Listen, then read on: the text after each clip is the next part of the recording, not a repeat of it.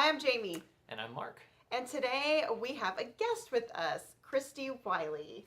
Hi, happy to be here. Awesome. Well, we are excited to have Christy today because she has really worked in the senior living industry for over 15 years from a marketing perspective. And so today we are going to dive into what looks different for online reviews and reputation management for senior living communities. We've talked a lot about student. We've talked about multifamily and more conventional apartment complexes.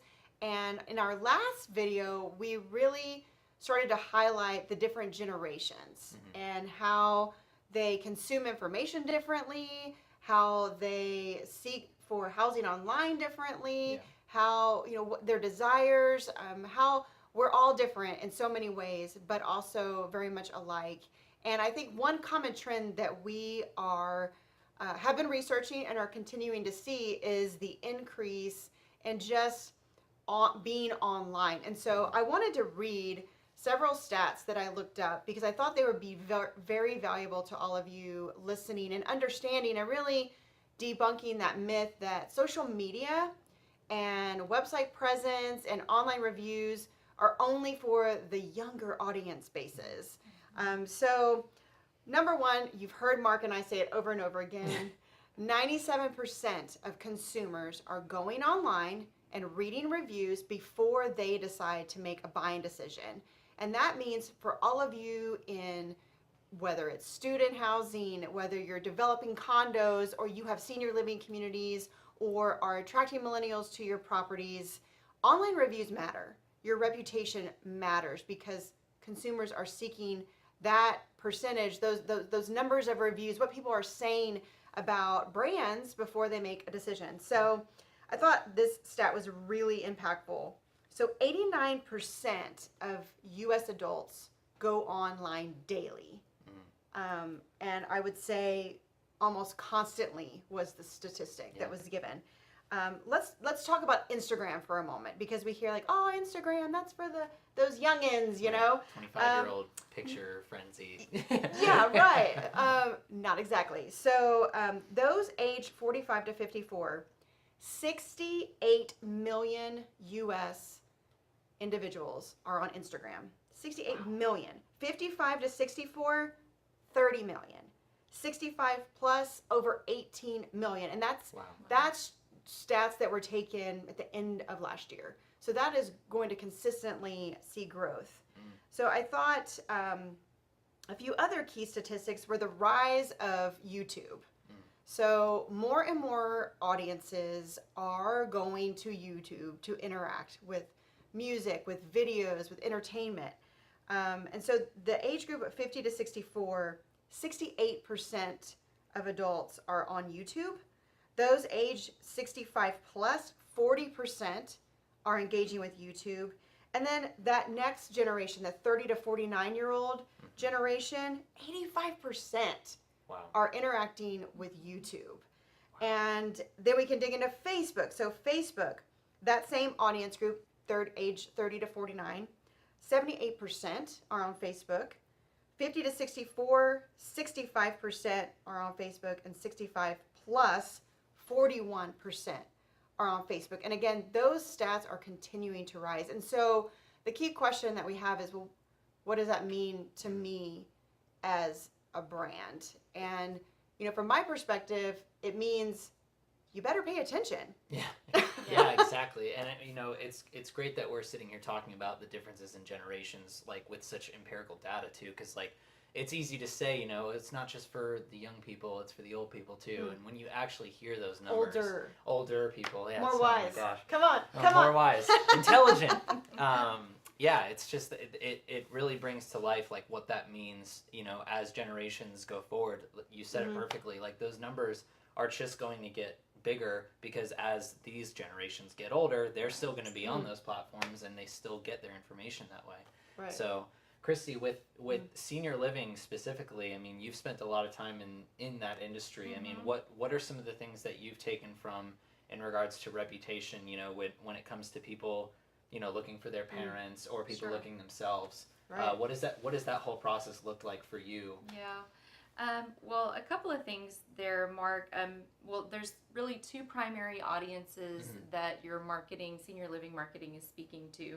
You have the seniors themselves, or the potential residents, and then, of course, their adult children, who are another primary audience. And as you pointed out, as those different populations are aging, they're bringing along those social platforms with them. So those social platforms stay important and become increasingly important as those populations age. And if you think about the buying cycles as well, or the customer cycle, whether they're renting or buying, it's a much longer cycle in senior living. And I think that makes reviews all the more important for that industry, because people are, especially if it's a buy-in community, but even for a rental community, people can be looking for years for their next, 2 to 3 years for a buy-in community. Yeah, that's something that we actually touched on with the multifamily thing, but you bring up a really good point. The difference between renting and buying, a lot of the industry that we've worked in has been that transitive property of people just being there a year to 3 years or something like that, not really finding a place to be for a long time or to invest in. That's an incredibly important aspect that it comes with, finding that right community for your parent or yourself is based off of that feedback of others, and it's the way that you as the the caretaker want the best for your parents. So you're looking online saying, I don't want somebody who's going to be rude to my parents, or gonna not clean around, or do exactly what they want done each day, because it is exactly that. It's a new home for somebody. It's not just a bed where they get to lay down every night or anything. Yeah. That's right. It's so important with the senior living, as you say. It's not just a real estate transaction. There can be a huge healthcare component, and also a service and programming component that you don't see necessarily as much in student or multifamily. And so people are really looking at those reviews to see how family members or how they will be treated. Yeah. I know one thing that we continue to find as we research is in the baby boomer generation, and even the generation prior, that there is a desire to really connect and belong to community. There's a desire to really understand and have a relationship with the individuals that are on the operations team, those staff members on site. So it really does take that customer service. I think it takes even a stronger customer service element in senior living, because that is their home. That is, a place where they are going to maybe start out with assisted living, or, retirement community to assisted living, to even further care, to your point. And that customer service is important. And so for senior communities, Christy and I were talking about this earlier, for those senior communities that have just a handful of reviews, that's concerning. So maybe you both could comment on why senior communities should really strive to gain additional reviews and the importance of that. Yeah, I mean, as that feedback comes through, primarily a lot of these communities kind of got left behind in this whole digital age of, finding reviews, people looking online. Most of them just had a website thrown together. So as we move forward and progress, this entire industry is becoming a huge vertical for our company, especially because we're trying to figure out a way to put them on the same spotlight that a 23-year-old Austinite, Texas kid wants his resort style apartment to be, everything and more. The same goes for these adults that are looking for places for their parents. They want them to feel like they're going to a vacation every time. They want to know the names of the people. Names and reviews, like you said, it's huge. It puts that person on the map and says, like, this person made an influence on my stay here. That whole exchange just from a review says more about, like, the community that they try to build, because it means, I took the time to remember that name and put it in my review. Those connections that a senior living community has, it makes what that community is, because they are going to interact with them every day. It's not just going down to pay rent or putting a work request in. It is, You know, It's at home. I need you to be a Right. part of my house. Mhm. And I think another, all of that's so true, Mark, and another important factor for, online reviews is the influence that the reviews have on a website's ranking and on the Oh my search gosh, engine. yeah. I think that's Mm. more than half of leads in senior living come from online now, more than half of their leads Wow. overall. Wow. So that is obviously nothing to be ignored. Mm. And since reviews can have such a profound influence Yeah. on how a website ranks and how searchable it is online, those reviews can really serve as the gatekeeper to, and determine whether people will find your website, visit your website, or much less visit your campus. So Oh, yeah. Yeah. I think it's really important to make sure that those reviews are out there to establish that online presence. What are your thoughts, Christy, on helping teams in senior living communities understand maybe how to ask for reviews, or when would be those really good opportunities for them? Yeah, I think there's several touch points, and it could start all the way before they are residents. Actually, it could start all the way at the beginning of the customer journey. There are opportunities to ask for reviews as soon as a customer or a potential resident has made contact, a positive contact with the community. Maybe not right in the very, very beginning, but as soon as there's a relationship established, there's, like I said, it's such a long buying cycle. There's a lot of relationship that happens gosh, before the yeah. actual transaction. Yeah. So sometimes those prospects can be your best brand ambassadors, especially if you have a newly developing community. Your building may not even be built yet. Right, It may right. be, you are in a 2 or 3 year development and construction cycle, and all during this time you're hosting marketing luncheons and Getting people talking about it, exactly, and right. signing up, having people put down deposits and make reservations. Those early depositors can become some of your strongest brand ambassadors and can really be spokespeople for the project or for the community, and be soliciting reviews from their future neighbors. I So like that's what one you thing. said about the the process of actually like getting into a senior living community. Like that's not something that I would ever know, like the time it takes or anything like that. So having a review online talking about firsthand experience of that, Right. that would be huge. You know, Yeah. 'cause, like walking into that blindly is like, do I need to have medical records? Do I need to, like, what's the deposit look like? Who do I Yeah. need to talk to? Yeah. Who does my mom need to meet? You know, all of Yeah. those things are like, those are huge chances for, like you said, brand ambassadors to just like put their name out there and say, this is the experience that I had with this specific place. Yeah. Like anything, you know, it's kind of our culture to know how, like, you know, an apartment goes. You know, we put a deposit down, we submit a pay stub, and then we're in. You know, that's the whole application process. But senior living is this whole different venue of, you know, I have no idea what that experience looks like. So those reviews are the best opportunity for me to find out from somebody, not somebody trying to sell me. It's from somebody that's already Right. done this. Right. Yeah. Yeah, and those can be, and that's a great community building opportunity.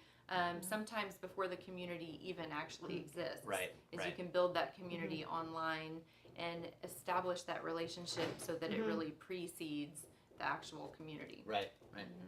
So one of the things that you shared, just in helping us to understand more about the difference in senior communities and senior living and that process was, you know, that oftentimes individuals that are considering this as their home, they're a little nervous. They're unsure.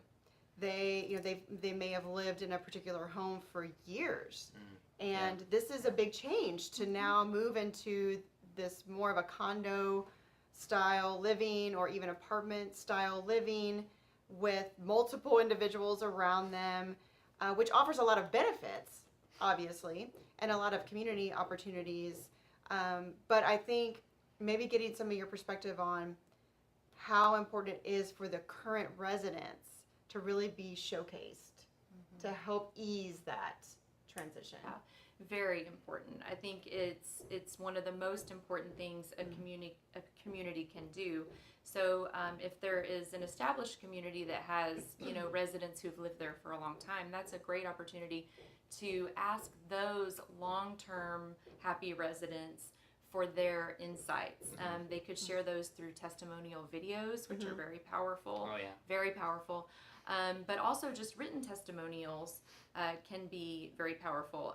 And to have those reviews from the long-term residents, there really is no replacement for that. It's the best marketing that money can buy. Yeah, it's in the long term versus like what we were talking about, just the short term of them going through the process of getting in. You're absolutely right. The long term is just, it shows what problem solved, anything along the way that was noticeably, I needed somebody to take care of this, and they did. Like that stuff reads so well online for potentials and people coming in. And especially for that senior audience, a lot of times one of the major considerations of moving to a senior living community is that they will be moving someplace that is maintenance free or virtually maintenance free, and that's one of the big attractions is that they won't necessarily be mowing their own grass or having to do all the work, changing their own light bulbs. Yeah, so different communities offer different degrees of service, obviously. Yep. But that is one of the big motivations for people to move. So to hear that those things have been well taken care of and that those tasks have been well executed is an important thing. And also from a financial standpoint, that a lot of times it is a significant investment that people are making. I mean, usually it is. Sure. It's they're either selling a home so that they can afford to make this move, and it's a very significant investment that can also carry a lot of emotions with it. Sure. So having those online reviews from their own peer group can be very reassuring. Yeah, and it could definitely, just alleviate those barriers. Right, if they see residents that are engaged in the community, they're talking about their experience, how they're cared for, to both of your points, but also why they like the community. What has it brought to their life in terms of having others around, events, really showcasing those events and having residents comment on events and even amenities. So amenity sets that are available. And commenting. I know I came across a senior living community here in Austin, and I think one of the most engaging things they did was, in addition to their consistent online reviews, they actually posted profiles of some of their residents, and along with the profiles, just great photography. And they had the ability to talk about their long-standing careers. So you had the first African American woman to be in the Air Force and her history, and you had a movie producer, a TV host, an artist, and so it really showcased, hey, I can relate to these individuals. They're people too.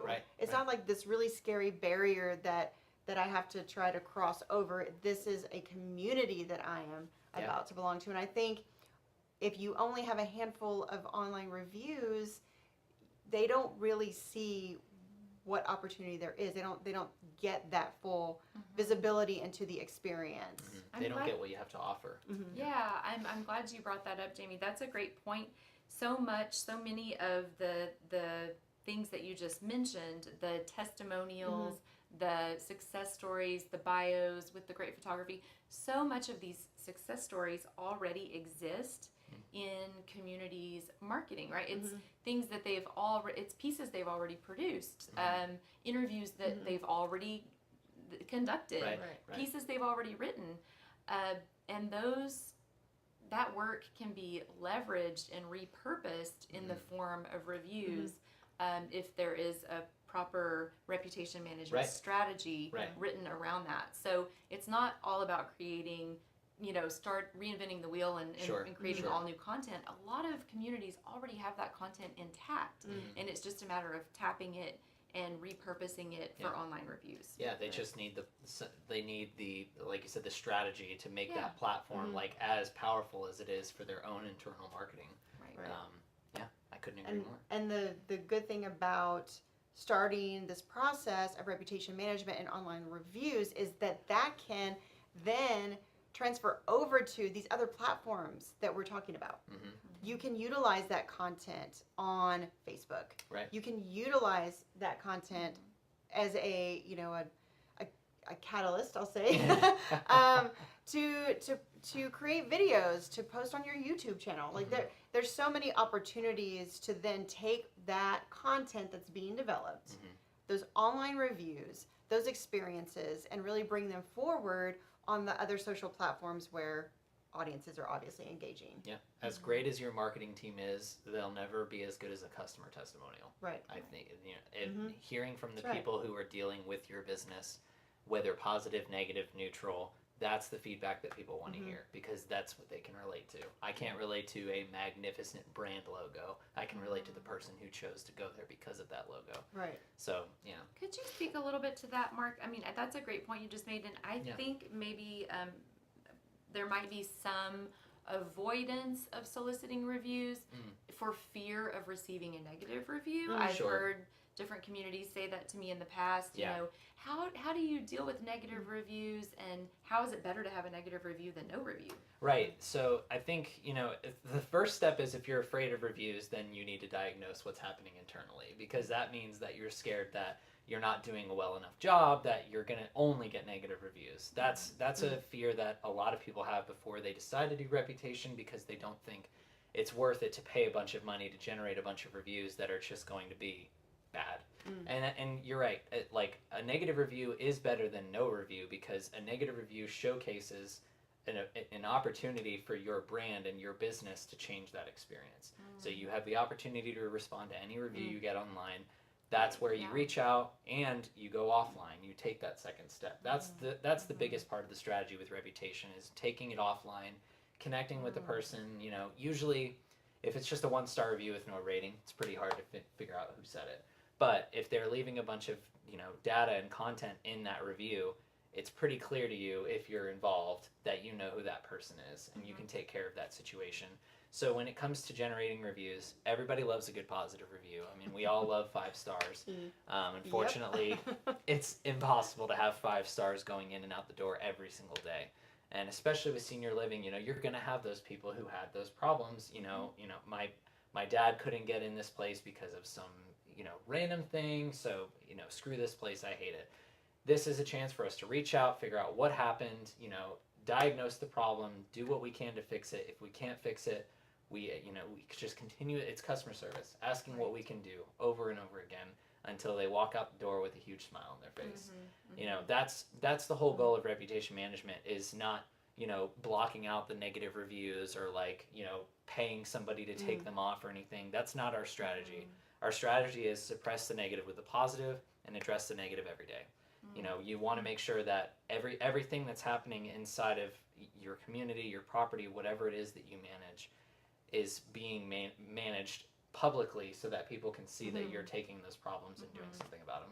Well, oftentimes, I know you've shared also that once there is a negative review and you do have that engagement, both online and off, that provides it provides visibility to the operations team, or the staff, of here's something you can proactively go and improve. So if it's an amenity that's broken, or the elevator keeps sticking, or, you know, whatever that might be, solving the problem, addressing it with the resident, and then asking the resident upon follow-up, how was your experience? Would you mind going and updating your review? What more can we do?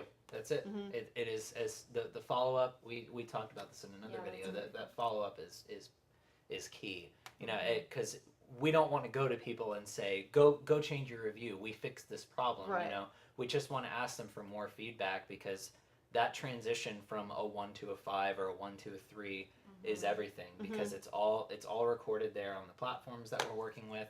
Especially, you know, as these platforms change, you know, Facebook reviews are now recommendations, and they just look like posts rather than actual reviews.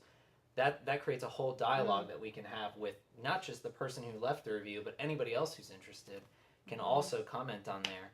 And, you know, when we're talking about senior living, these conversations really matter to these people, because, these generations are taking the time to read, this is where I'm going to lay my head every night for the next couple of years. I want to make sure that it's exactly what I'm paying for. Mm-hmm. Yeah.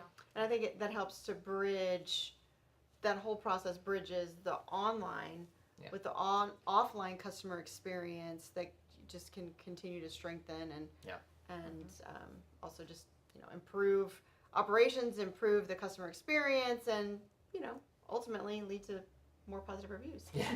They all Full speak circle. to each other. Yes. Yeah, the positive reviews come from positive energy, positive work, positive effort.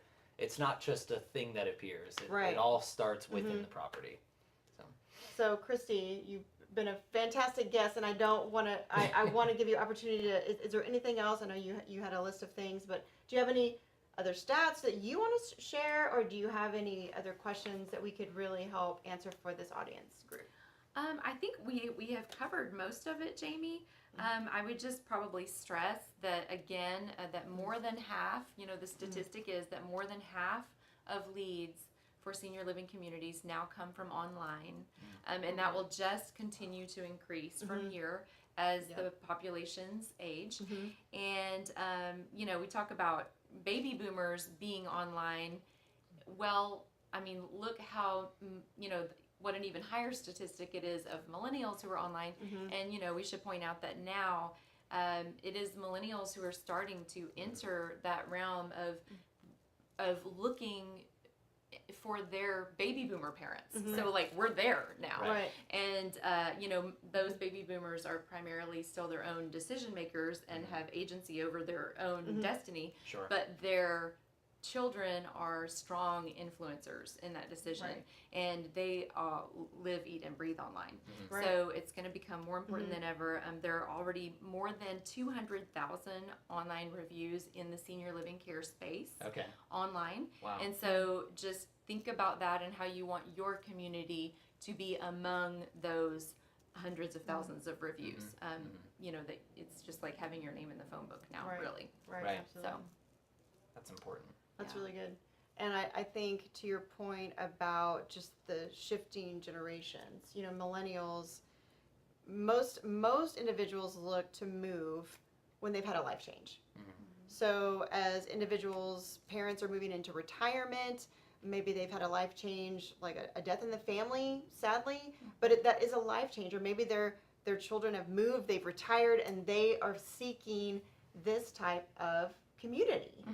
And it's important for us to understand that, in terms of marketing and advertising, online reviews, we are really trying to appeal to millennials. We're appealing to Gen X. We're appealing to baby boomers. So there's a lot of different generations within this key focus. Yeah, absolutely. So, well, I think we have covered a lot today.